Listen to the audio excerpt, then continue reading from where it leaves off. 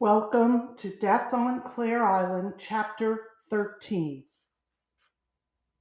People bustled all around me, moving with purpose as they scurried to catch taxis, buses, and trains. Pausing to regain my balance as the result of a bump from behind, my heart thumped erratically when my eyes focused on a woman who was crossing the street in front of me. I hastened to get abreast of her, to look at her face, the woman's walk, the way she moved. Childhood images of me trailing behind my mother exploded in my brain. Could it be her? Halfway across the avenue, I became aware of urgent shouts over the roar of an engine.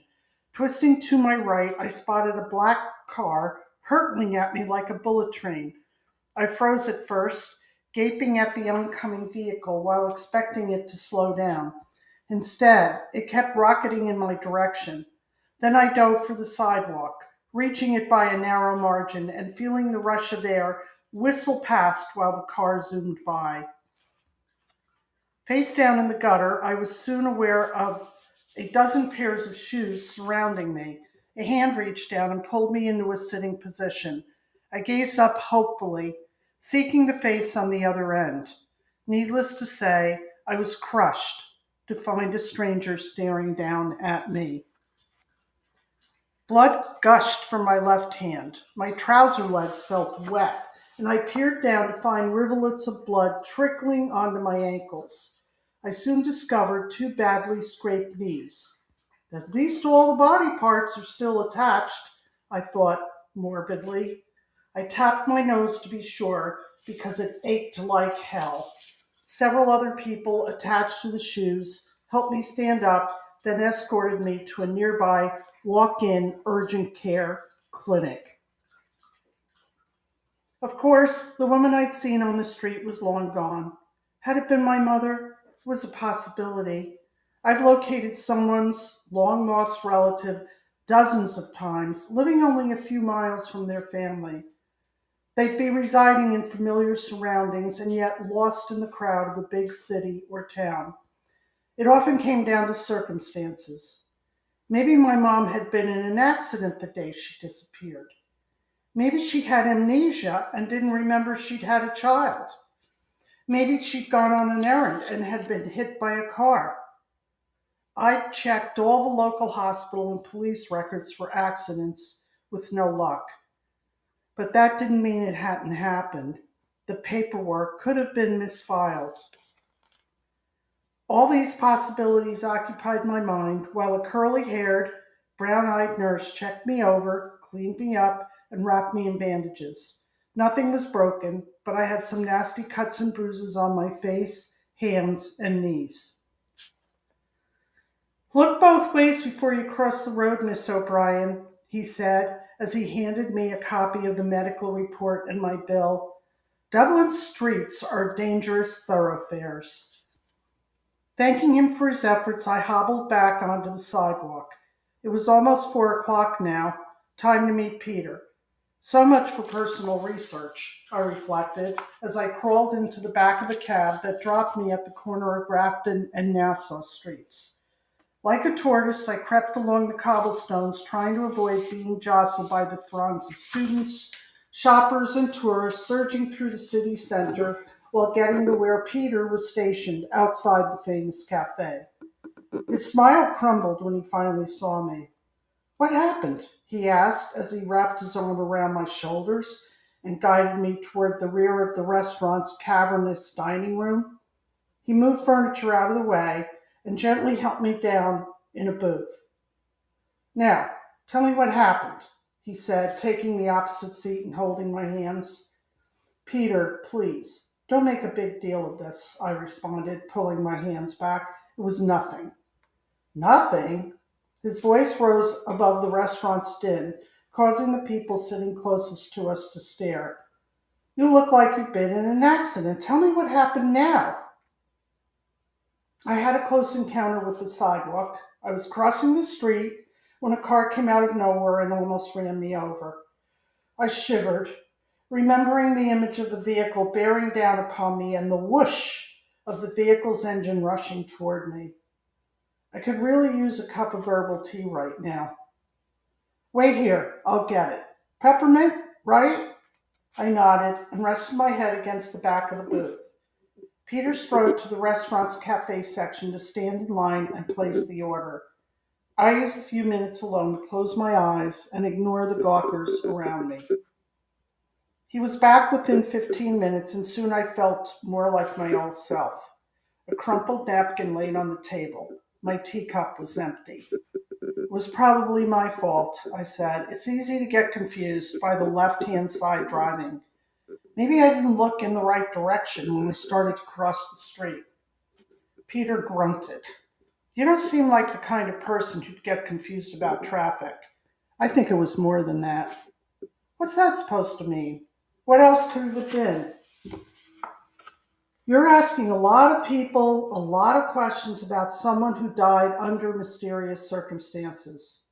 It doesn't take a rocket scientist to understand that if there's something more to this than an accidental slip from a cliff, then playing Nancy Drew just might get you killed. Maybe you should leave it alone. Although my mood had lightened with the peppermint tea, Peter's had gotten darker. Maybe this idea of traveling together to Dublin had been a bad one. I didn't need negative people around me. You know what? This is no place for you to be, he said as his eyes scanned the restaurant. You need to get home. But there's one thing I want to do before we leave. What's that? I asked. The only thing I longed for at the moment was a warm bath and a hot water bottle. My knees ached as I made a move to stand up. Stay here, Peter commanded. I'll be right back. I slumped back in the booth and closed my eyes again. I think I was asleep within seconds. When I felt a hand tap my shoulder, I was instantly awake. Okay, let's go, Peter said. He reached out his hand to help me up. I can get up under my own steam, I told him as I moved my disparate bag of bones from the booth. So where were you? I spoke with the guards. I couldn't believe what I was hearing. The police? Star, you were the victim of a hit and run accident.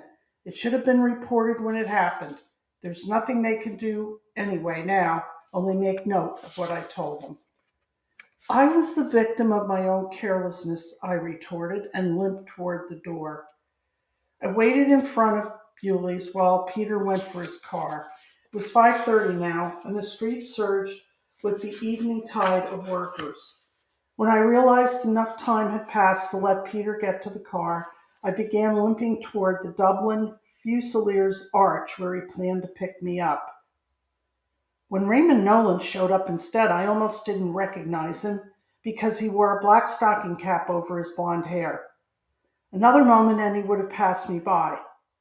Serendipity, I guess. Our eyes locked and surprise registered in his. I stepped into his path. Mr. Nolan, I smiled.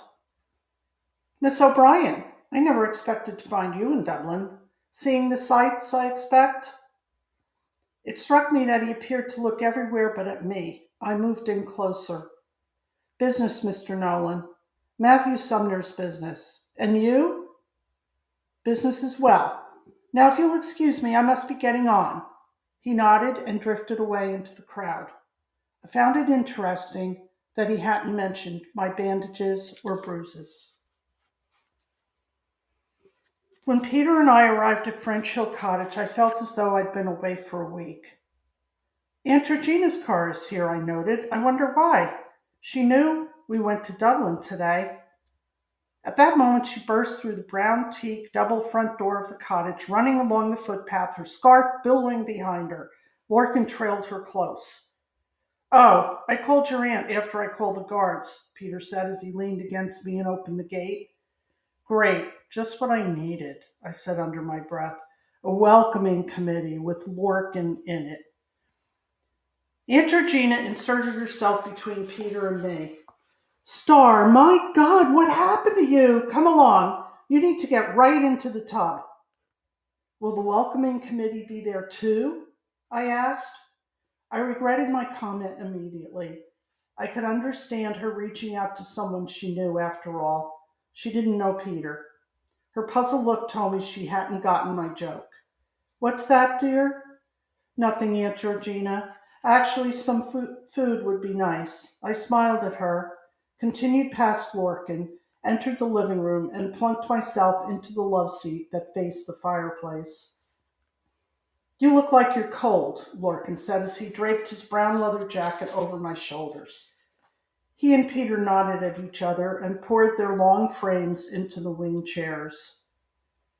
15 minutes later, everyone took deep gulps from steaming mugs of tea and ate cheese sandwiches courtesy of Aunt Georgina while I explained my cuts and bruises.